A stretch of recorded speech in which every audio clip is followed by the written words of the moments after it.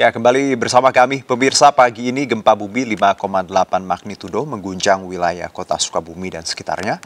Gempa membuat warga panik berhamburan keluar ruangan dan getaran juga terasa hingga Jakarta. Sukabumi gempa. Saya sedang di kota. Video amatir merekam sejumlah staf dan karyawan pusat pertokoan di kota Sukabumi, Jawa Barat beramai-ramai keluar dari dalam ruangan saat gempa terjadi Kamis pagi. Mereka khawatir terjadi reruntuhan akibat gempa seperti yang terjadi pada gempa bumi di Cianjur beberapa waktu lalu. Menurut BMKG, gempa terjadi pukul 7:50. Pusat gempa berada pada kedalaman 104 km, sekitar 22 km sebelah tenggara kota Sukabumi. Tak berselang lama gempa kembali terjadi, yakni pukul 8:05. Namun dengan kekuatan yang lebih lemah, 2,8 magnitudo. Meski sempat membuat warga panik, namun pasca gempa, aktivitas di pusat perbelanjaan kembali berjalan dengan normal. Gede Pak, gempanya. Tapi orang-orang pada keluar semua tuh. Yang demo, yang di apa, semuanya toko-toko keluar semuanya. Kaget mungkin lah, mobil pada berhenti semua, motor berhenti semua. Getarannya emang seperti apa?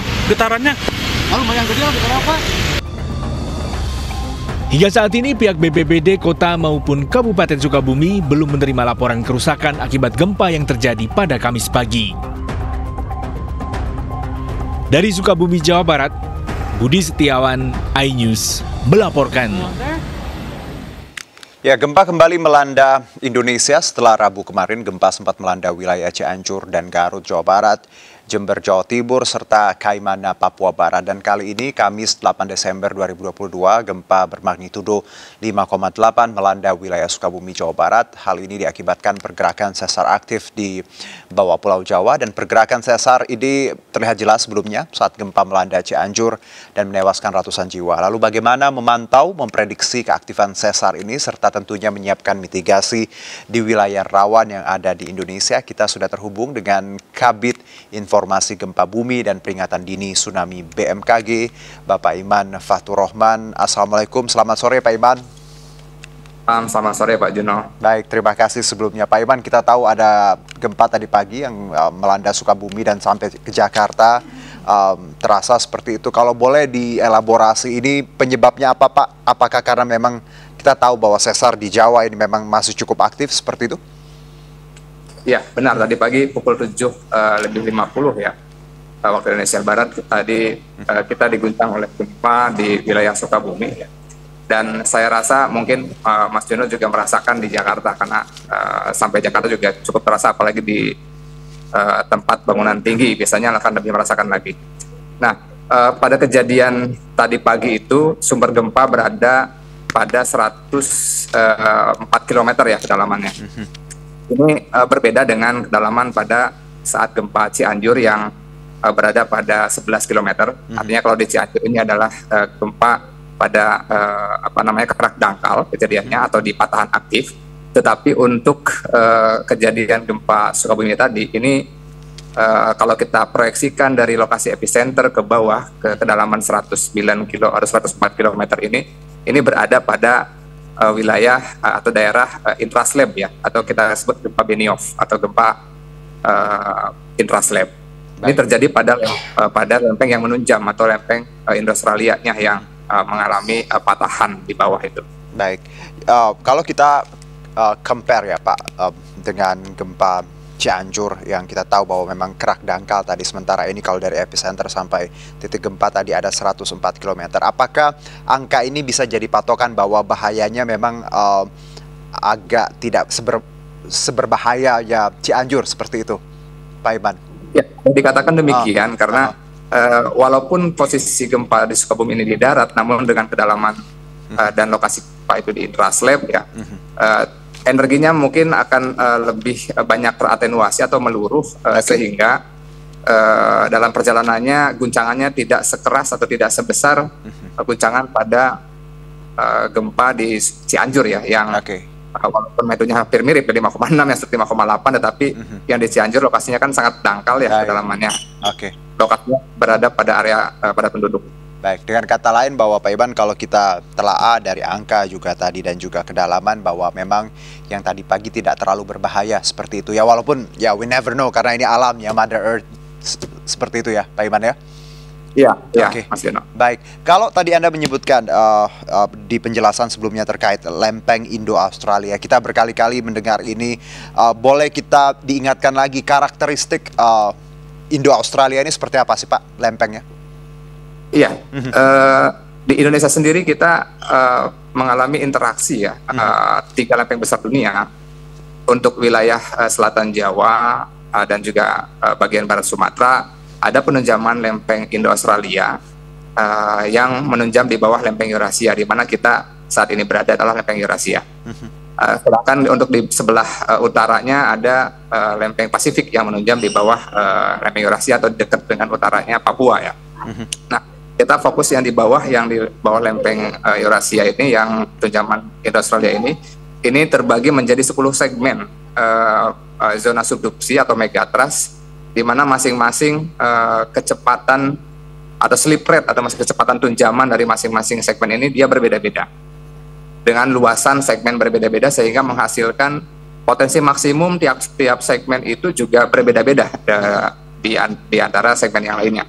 Contoh misalnya untuk di selatan Jawa, kita membaginya menjadi 3 segmen berdasarkan studi para periset, itu dengan itu kelas 8 ke atas ya.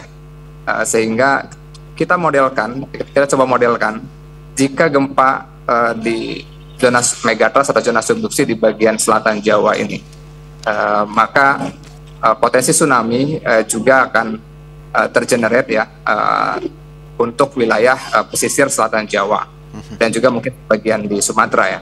Nah, inilah yang coba kami komunikasikan dengan pemerintah daerah, bahwa potensi kegempaan di selatan Jawa ini bisa menjadi tsunami, dan sudah saatnya kita berpikir untuk melakukan mitigasi bagaimana caranya kita mengantisipasi kejadian di masa mendatang yang mungkin bisa terjadi dalam potensi maksimumnya, atau bisa jadi dalam manifestasi gempa yang tidak mencapai maksimum, maksud saya seperti itu. Baik. Nah, poinnya adalah bahwa mitigasi bencana yang harus kita lakukan sedini mungkin, seawal mungkin, melalui baik itu peningkatan kapasitas masyarakat atau komunitas dan juga peningkatan kapasitas daerahnya, atau juga kalau kita melihat ancaman selain tsunami adalah ancaman gempa buminya itu sendiri ya. Contoh nyata yang di Cianjur, banyak sekali bangunan yang justru membunuh membunuh masyarakatnya, karena kekuatan bangunan itu sendiri yang saya kira memang harus kita lebih concern untuk melakukan retrofitting, atau ke depan mungkin harus lebih selektif lagi dalam mendirikan bangunan ya. Baik. Karena kita belajar banyak dari beberapa gempa yang terjadi di Cianjur, kemudian di Malang, kemudian di selatan Pandeglang. Semua korban jiwa itu akibat dari infrastruktur atau konstruksi bangunan yang tidak memadai dalam menahan guncangan gempa. Oke, konstruksi bangunan yang tidak memadai ini juga jadi pelajaran untuk kita terkait juga mitigasi ya, bagaimana kita menyiapkan hal-hal ini, titik misalnya aman seperti ketika terjadi gempa. Literasi yang seperti ini memang budayanya belum sampai ke lapisan paling bawah, even banyak orang tidak tahu, Pak Iman. Tapi kalau bicara mengenai infrastruktur, sebaik apa yang kita punya sejauh ini? Apa banyak hal yang perlu diperbaiki, mulai dari mungkin tadi komposisi infrastruktur itu sendiri, atau option apa yang BMKG sebenarnya coba berikan untuk pemerintah dan juga pihak-pihak terkait infrastruktur sendiri? Ya, sebenarnya dari BMKG punya kontribusi di dalam melakukan kajian dan analisis data untuk background acceleration untuk di seluruh wilayah Indonesia. Ini dilakukan oleh kawan-kawan periset, baik itu dari BRIN, kemudian dari akademisi dari ITB dan Badan Geologi, kemudian juga kawan-kawan dari PUPR juga. Ini yang atau kawan-kawan PUPR yang menggawangi kegiatan namanya Pusat Studi Gempa Nasional ya. Nah, disinilah ada namanya SNI untuk Seismic Building Code yang juga menjadi referensi atau acuan bagi para pendiri bangunan ya, sehingga Baik.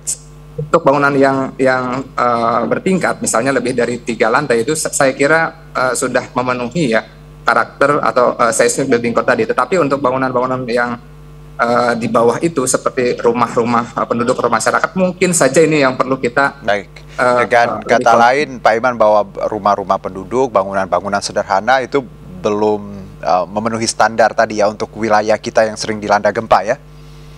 benar. Sementara Karena memang, bangunan tinggi yang kita punya sudah cukup baik seperti itu.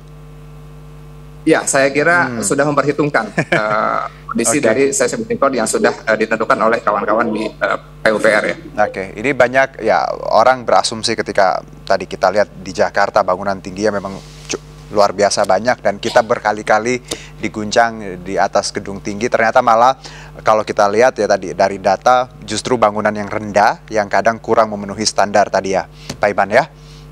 Ya, Baik. betul. Kalau ya kita jeda dulu Pak Imam. Saya masih punya banyak pertanyaan terkait sesar dan juga keaktifan beberapa titik ini. Kita akan jeda dulu dan pemirsa tetap bersama kami di MNC News Now.